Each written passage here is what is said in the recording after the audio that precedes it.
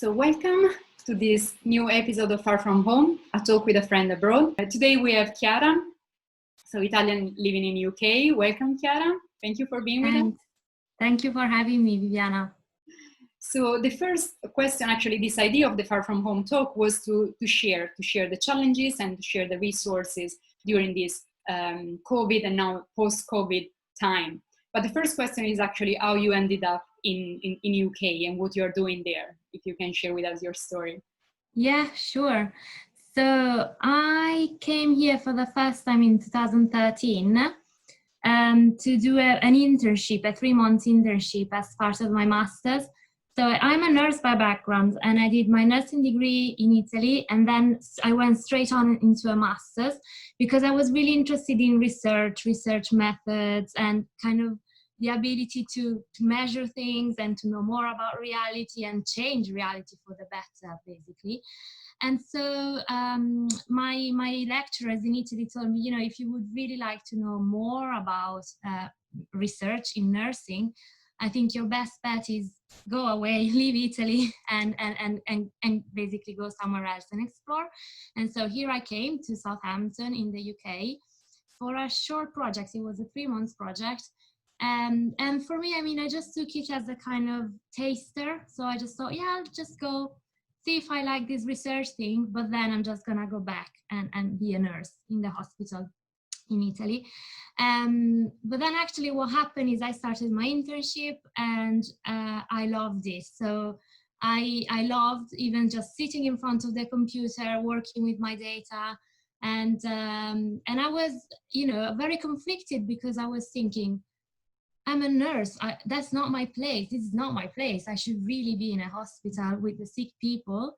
But at some point I realized that actually if I did this research job well, I could potentially help patients even more than at the bedside. And that's when I decided, yeah, I actually would like to do this, possibly for the rest of my life. And so when my supervisor at the time told me you should do a PhD, and found me some money to come here and do my PhD, I said yes, definitely. And so I did my PhD, and then I got a job as a research fellow in nursing workforce, and here I am 7 years later. I'm still here and loving it. So yeah, and the work that I do is basically around how to organize the nursing workforce in terms of like what are the shifts, for example, that are better for nurses. Of course, the focus is the nursing workforce, but it's basically very easy, I think very easy in my mind to understand. So if the nurses are well and healthy and satisfied, they're going to be able to care for the patients much better. So the ultimate end point is, of course, patients and their health and their safety. So that's in a nutshell. Yeah, no, I think it's great. Like, congratulations for your career. And it's also interesting because I think, and I shared this with you, I think that research, in my view, like researchers and can have and should have an impact on our like social life, can help like to change for the better. And especially when we do research on people, like we really want to make some change and in policies or in like strategy or providing tools that can really help, and especially in a workplace and a workforce, and especially I would say in one like working in the healthcare sector, that now I think one of the results of COVID is that we realize how important it is, our healthcare system, our healthcare workers. And I think a question that I just it's not about the talk, but I want to have your opinion, because now we're reading a lot of like they're heroes, they're just human beings, they were doing their job. How was for you or for like the people around you, your colleagues, this idea of being considered heroes? Or no, that's a great question. Thank you for asking. So I do a lot of research on nurse burnout as well. And one of the components that actually leads a lot of nurses to burnout, especially very early in their career, is that they have this image of them as superheroes. And then actually when they go into practice, this image completely shatters, because they realize that there's, lack of resources, lack of funding, lack of support, and lack of career development, and lots of other, gaps in the workforce and in the work organization.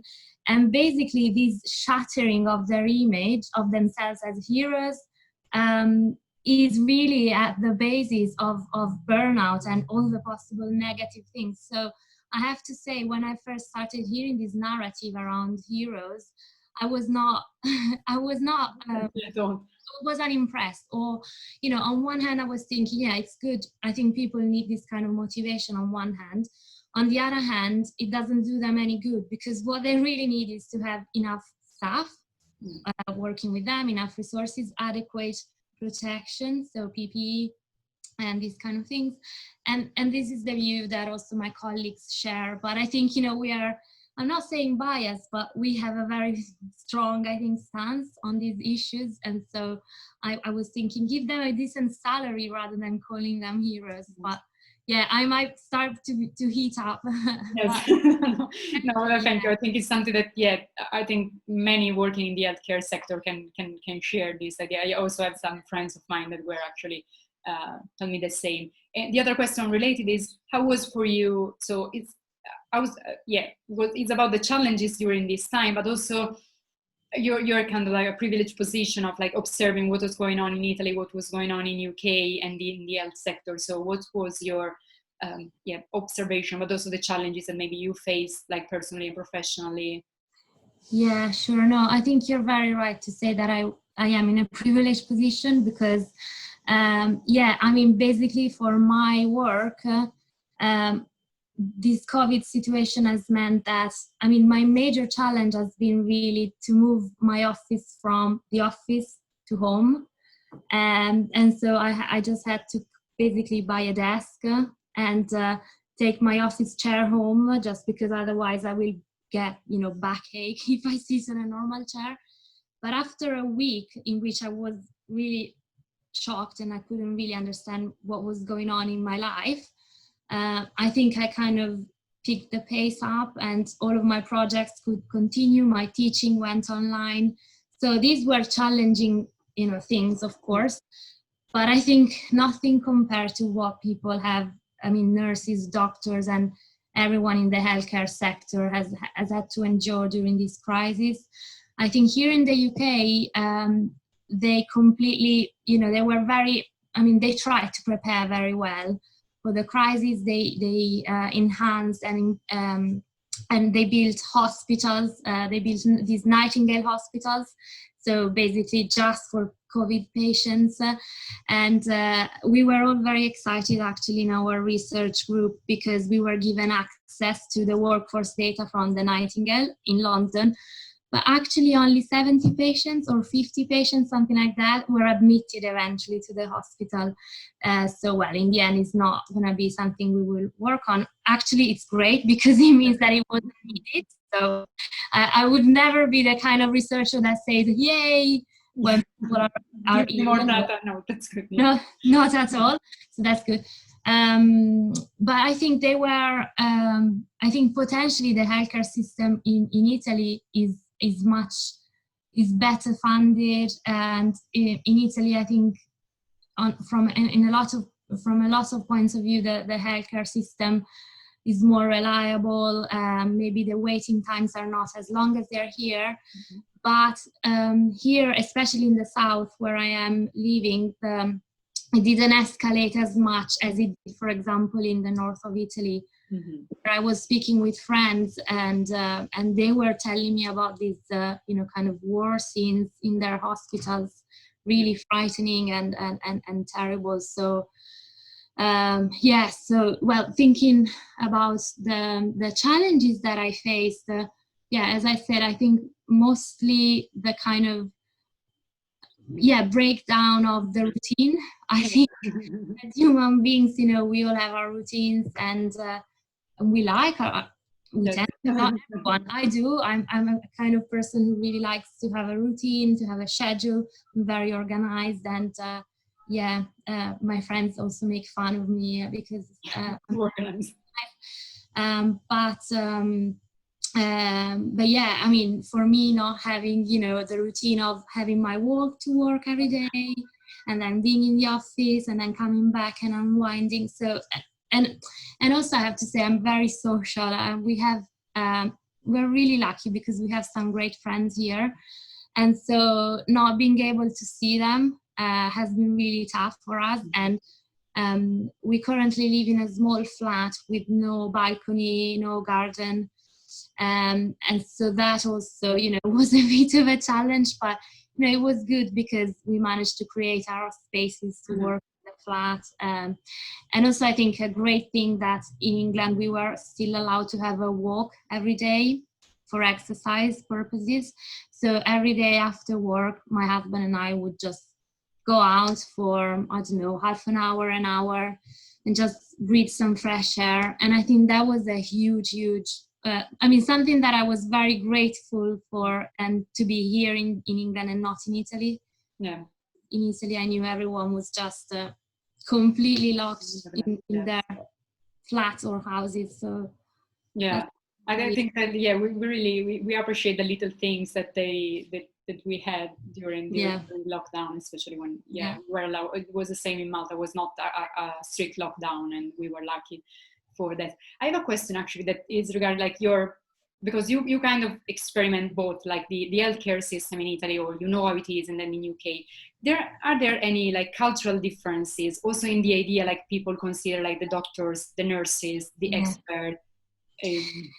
Yeah, sure. So I think my first reaction when I came here was that the NHS, so the National Health Service here, is like an institution, is like something that people tend to worship. So if you look at all the political campaigns of all the politicians, they will say something really big about the NHS because everyone loves the NHS, no matter what party or political belief you have, they're gonna love the NHS. So I was first of all struck by this cultural thing. And so every time I was noticing something wrong with the NHS and I was trying to kind of voice my concerns or my views, people will look at me like, what? I mean, it's like the NHS is, I think, the first, I don't know, one of the untouchables for English people. So I guess also them working, on NHS data and also trying to suggest solutions to improve the NHS. I think, sometimes it requires some careful balance, not to upset too much. But so I think what I noticed a lot in terms of differences is the system that here, basically, if you are, I don't know, I really saw two opposites between here and Italy. So in Italy, say, if I went to my GP, my general practitioner, and told them that I had some stomachache, I'm guessing, the GP would immediately prescribe me a gastroscopy and send me to a specialist in the hospital and blood tests. So, I don't know, a lot of exams.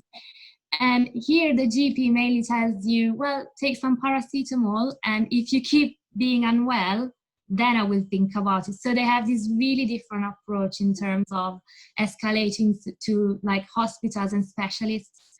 I think they're really opposite. And what you were saying about the roles of doctors, nurses, I think compared to what I saw in Italy, here in the NHS, for example, nurses have the opportunity to grow a lot in their career if they want to. In Italy, I think, I cannot say for now because, to be honest, I haven't been practicing in Italy for 8 years, so I shouldn't really say. But when I did, I basically noticed that everyone started as a registered nurse.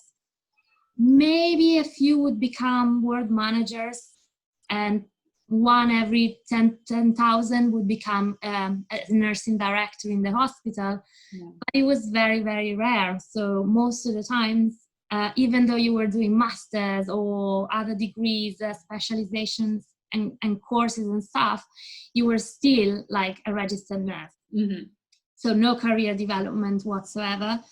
Whereas in England, it's really the opposite. So it's very frequent that people start with a registered nurse job, and then maybe a few years later they do a master, and so they become a ward manager, and they become a specialist nurse, they become an advanced nursing practitioner. So yeah, it's really full of possibilities, and I think they are well respected. But I guess similar to Italy, you hear a lot as well of talk about that nurses now are too educated, and here they say they're too posh to wash, so they don't want to do the basic care anymore because they're too educated. And so yeah, even that is a challenge for us and for the work that we do, because of course we see from our data that the more nurses are educated and the better the outcomes for patients. But it's a culture that I think it's gonna take time. Yeah, it's really a space and a workplace that is evolving actually. And I think I live in Malta, and many Italians, they think that Malta is like Italy. And I always say, actually, no, it's not. There is something that is like linked to Italy or to Mediterranean countries, but then there is a strong like British backbone. And especially in the education, in the healthcare, what you mentioned about the paracetamol is the same here in Malta. It's like, and the GP, and also this idea of the professional development. I do intercultural management, and I did a course, and also our friend Isotta like was one of the lecturers in this course, and was discovering diversity potential. And the manager, they were actually nurses. They want to do their professional development and to become then supervisor and managers and work also on diversity and inclusion. And that is also like based on my friend's experience in Italy, a little bit like different, because maybe you stay in the same position. This is like part of the culture, part of the mentality, and also the way you deal in the intercultural management is the way you deal with uncertainty. So if you know what to expect, there are cultures that are more comfortable, like UK, while Italy, the uncertainty, we're not so comfortable with like uncertain situations and push ourselves like out of our comfort zone. Sure. Yeah. And the other question is about the resources. If you found something during this time, or rediscover something that you actually maybe you create, you build, you discover about yourself also before, during all your migration. Yeah. So I was reflecting a lot before this talk, because looking at the other talks that you had, which were all brilliant, by the way. I was really noticing how for most of the people, let's say, that were coming in, they were reflecting on what home is and what they think their home is and stuff like that. And they were all saying how complex it is.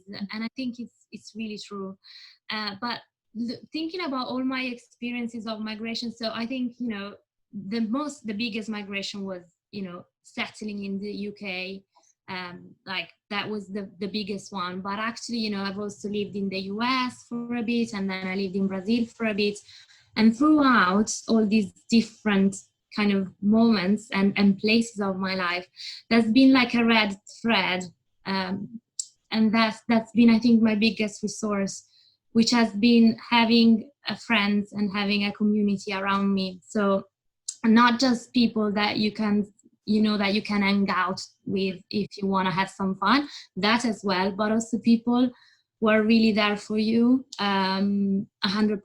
So, and that's been continuing during the pandemic, because even though, as I was saying, we couldn't go out and meet with them.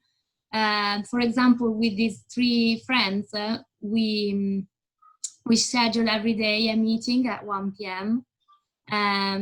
So it was just an occasion to be together, and online. Yeah, on Zoom. And that's been an incredible occasion to be united with them, even though, we couldn't really see each other at all. So I think for me, one of the biggest resources, yes, has always been the knowledge that I'm not alone. Yeah. Even, so I'm married, and my husband, of course, is great companion, but also like to know that we are not alone as a couple, that we have really a community of friends around us. So that, I would say, is my biggest resource. And something else has been the acknowledgement and the recognition that yes, like as I was saying at the beginning, so when I found out that I had to switch everything from the office to home, I was really, I spent like just a week frozen completely, what's going on? But actually, we can adapt to things and accept things, I would say. And that doesn't mean that we need to adapt to horrible things, of course, because that's bad. But like, I was just impressed by the fact that actually we can, or I can, make the most even of a bad situation. And I don't think there's a particular quality or I've seen that really again across all of my migration experiences. So just to give you a funny example, when I was in Brazil, I lived, so I was there twice. Where was in Brazil? I was in Rio de Janeiro, and I was working in a favela for an internship.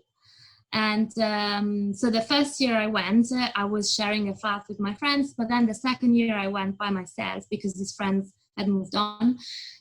But because I had made some friends in Brazil, they offered to host me. And the first friend who hosted me, she lived, it wasn't really a favela, but it wasn't like the fanciest neighborhood. And I will always remember the first night I got there, just in the house in front, there were two women fighting, and one hit the other with a bottle, a glass bottle, and she was all bleeding. And there was this friend had a dog in the house who was a bit, not very polite dog. And when I got there, I thought, I'm not gonna survive it for 2 months. It's not gonna happen. And then actually a week after, I was absolutely fine, because I just realized that, maybe I just avoid speaking with people who can hit me with a bottle, but other than that, I'm fine. And it was really funny then that after 2 months, this friend had to be operated. So another friend hosted me, and she instead lived in a super posh neighborhood in Copacabana, a beautiful flat, super, super fancy. And I was shocked in the beginning, and then it took me a bit also to adapt to the. Yes. So I was really impressed, because you can see these really different things, and actually you can adapt to both. Yes, I share the same experience. The first one that you had, I had in Fortaleza, also in Brazil, and I think Brazil is really a place of like big contrasts. And you can just walk and you see the best like poshy apartment and next like the favela.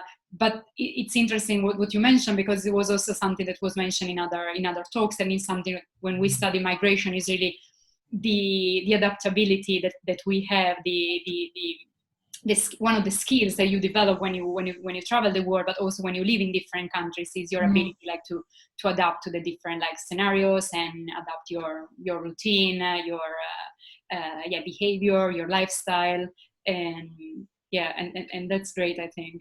And also what you mentioned about like this idea of the friendship, like this series is called A Talk with a Friend Abroad, because that was my idea at the beginning, and still is.